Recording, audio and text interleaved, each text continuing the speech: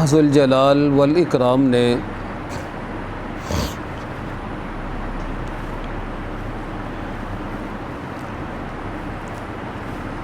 جسمانی، مالی اور ذہنی صلاحیتوں کو مد نظر رکھتے ہوئے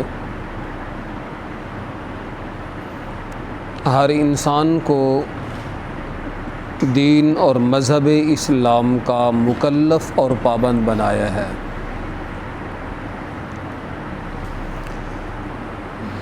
جس کی جتنی صلاحیت ہوتی ہے، استعداد ہوتی ہے، استطاعت ہوتی ہے، اسی قدر ہی شریعت اور احکام شریعت کا وہ انسان مکلف اور پابند ہوتا ہے۔ ضرورت سے زیادہ اور طاقت سے زیادہ مذہب اسلام ماننے والوں کو اپنے کسی حکم کا پابند اور مکلف نہیں کرتا۔ اگر کسی انسان میں کسی عمل کے کرنے کی شرعی اعتبار سے طاقت بھی نہیں اور وہ شرائط بھی نہیں پائی جاتی تو وہ عمل کرنا اس پہ واجب بھی نہیں ہوتا، ضروری بھی نہیں ہوتا، مگر شریعت رکاوٹ بھی پیدا نہیں کرتی۔ اگر کوئی انسان جس پہ وہ عمل واجب نہیں ہے کرنا بھی شروع کر دے تو شریعت اس میں رکاوٹ بھی نہیں ڈالتی۔ مثلا ایک ایسا انسان جس پہ حج فرض ہے تو اس کے لیے اس کی ادائیگی لازم اور ضروری ہے۔ حج کیے بغیر اس کے لیے کوئی چارہ کار نہیں ہے۔ مگر ایک ایسا انسان جس پہ حج واجب نہیں ہے، شرائط اس میں نہیں پائی جاتی، مگر وہ انسان محنت کر کے، کوشش کر کے ایسے وسائل پیدا کر لیتا ہے کہ وہ حج پہ چلا جاتا ہے تو شریعت اسے کبھی منع بھی نہیں کرتی۔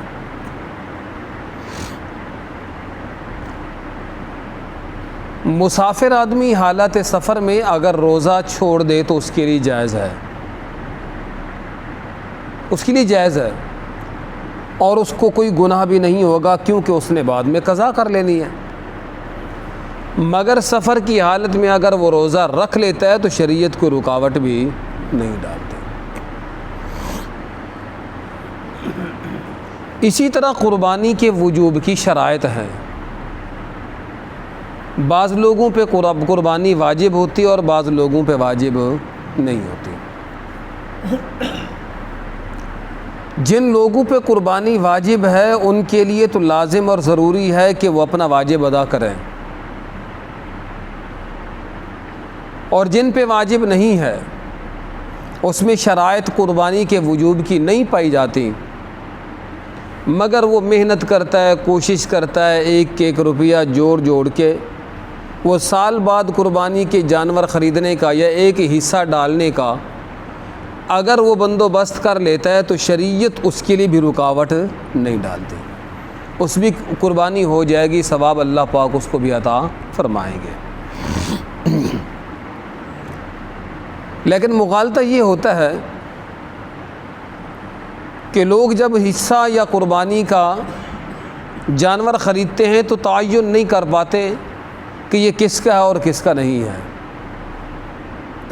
کبھی تو وہ پیسے جوڑ کے کہتے ہیں بس وہ کبھی بزرگ کی طرف سے، کبھی ماں کی طرف سے، کبھی باپ کی طرف سے، کبھی بڑے بھائی کی طرف سے، کبھی کسی کی طرف سے، ایسے قربانی نہیں ہوتی۔ سب سے پہلے یہ دیکھنا ہوگا کہ واجب کس پہ ہے۔ جس پہ واجب ہے انہوں نے ادا کرنی ہی کرنی ہے، چاہے مرد ہو یا عورت ہو، بڑا ہو یا چھوٹا۔ تو اس لیے انہوں نے قربانی کرنی ہے جس پہ واجب ہے۔ اگر خاوند کے پاس بھی نصاب ہے، عورت کے پاس بھی نصاب ہے، تو دونوں پہ 2 قربانیاں واجب ہیں۔ مرد اپنی طرف سے قربانی کرے گا، عورت اپنی طرف سے قربانی کرے گی۔ یہ کبھی نہیں ہوتا کہ یہ سب کی طرف سے ایک قربانی ہو جائے، سارے گھر والوں کی طرف سے ایک ہو جائے، ایسا بالکل نہیں ہوتا۔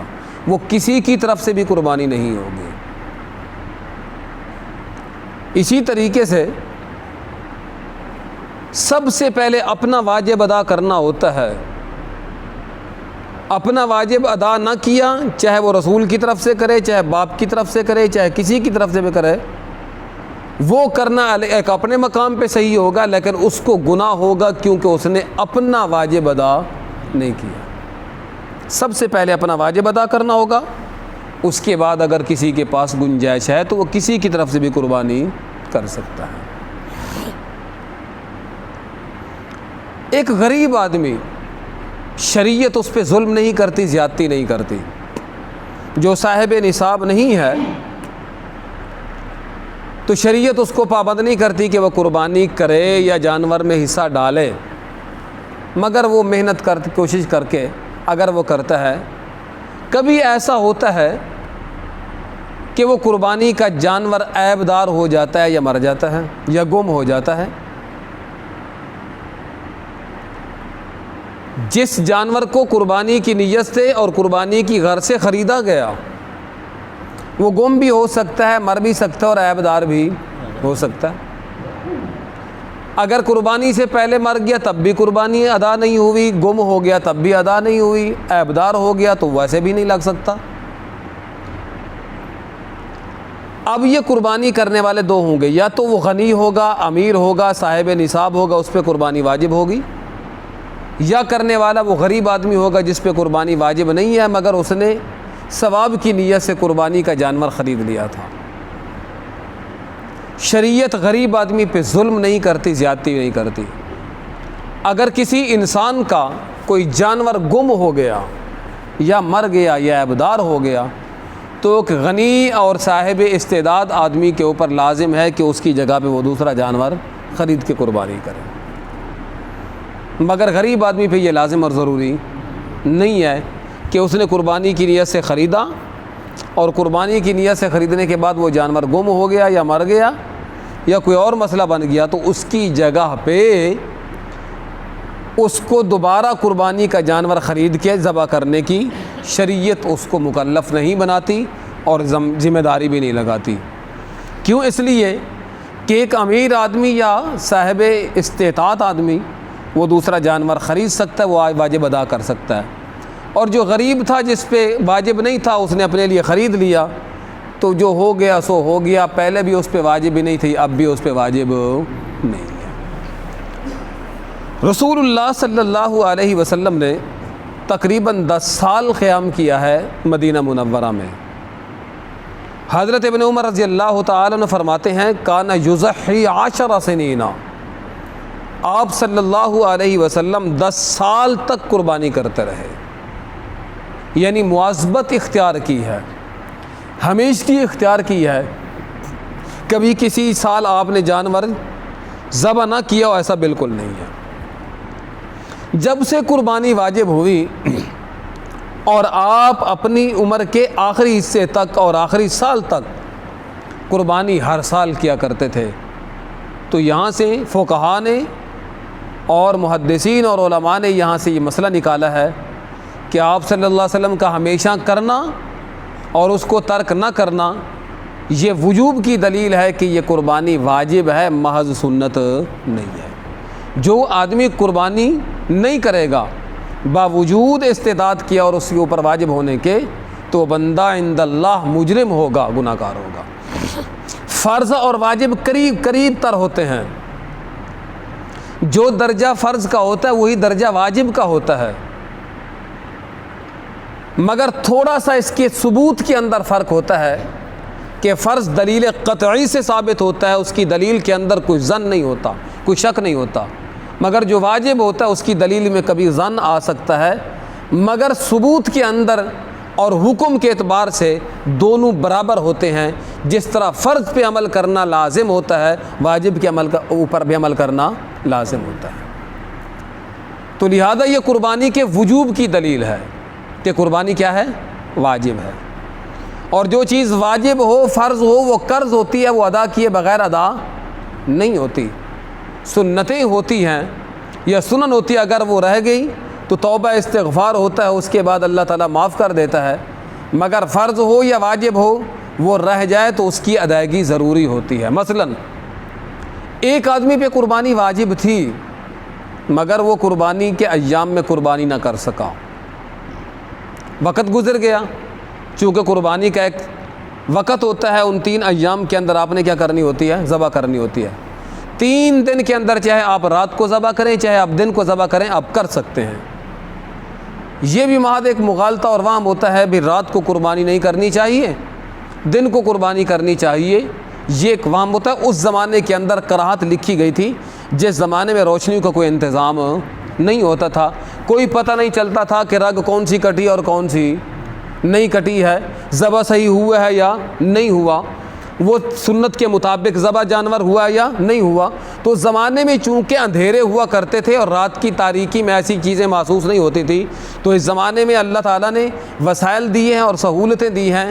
یہاں تو دن بھی دن ہوتا ہے، رات بھی، وہ بھی دن کا نظارہ پیش کرتی ہے، تو رات کے ایام میں بھی قربانی کی جا سکتی ہے اور رات کے وقت بھی اور دن کے وقت بھی قربانی کی جا سکتی ہے۔ وہ 3 دن جو قربانی کے ہوتے ہیں وہ گزر گئے اور وہ آدمی قربانی نہ کر سکا، تو قربانی اس پہ واجب تھی، اس لیے وہ قربانی ایک معقول جانور کی قیمت لگا کے اس آدمی کو اس قیمت کا صدقہ کرنا کیا ہوگا؟ واجب ہوگا۔ اس کو دوسرے سال تک مؤخر بھی نہیں کر سکتا۔ دوسرے سال جو قربانی واجب ہوتی ہے وہ ایک ہی واجب ہوتی ہے، وہ دوسرے سال کی ہوگی، پچھلے سال کی نہیں ہوگی۔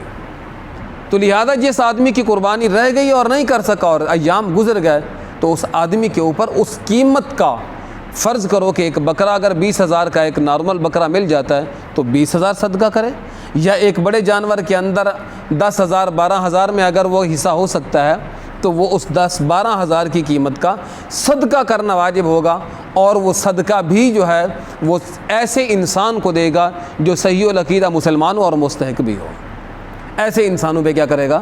صدقہ کرے گا۔